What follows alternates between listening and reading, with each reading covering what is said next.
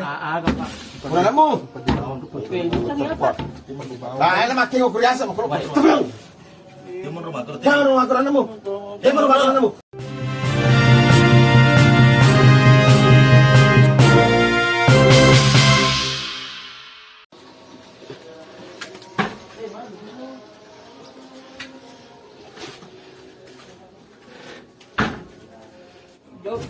Ninga sa tabi mo. Ninga pi mo si Mamon ro ko eh.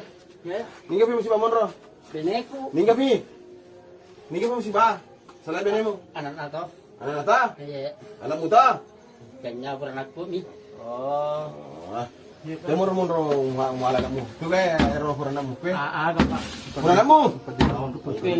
Pak. Ay, na maki ko kuryasa mo. Yung rumah terus. Jangan rumah kurang mo. Jangan rumah kurang mo. Asino. Ya. Ha? Demor bala. Monro. Dia tega agak pak. Ha? Dia agak pak. Tapi ini pak berenang. Kalau sini berindong pak. Dia apa? Itu mo ti jala. Jago makingo na mo. Makingo na mo na mo. Lutay mako. Lutay mako. Iya.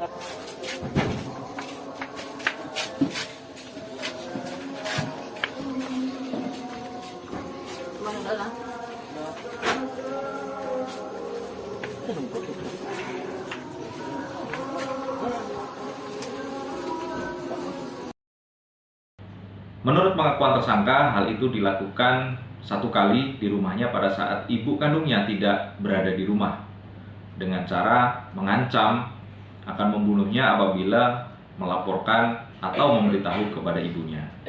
Setelah ibunya mengetahui dari 5 bulan kejadian, yaitu bulan Januari 2021, kemudian terjadi perubahan terhadap badannya, maka ibunya melakukan pelaporan di Polres Wajo ini. Dari hasil laporan ibu kandung korban tersebut, Polres Wajo melakukan penyelidikan dan upaya paksa terhadap pelaku. Pelaku ditangkap di rumahnya di Sengkang, Kabupaten Wajo dengan tidak ada perlawanan. Kepadanya disangkakan pasal 81 Undang-Undang Perlindungan Anak dengan ancaman 15 tahun penjara.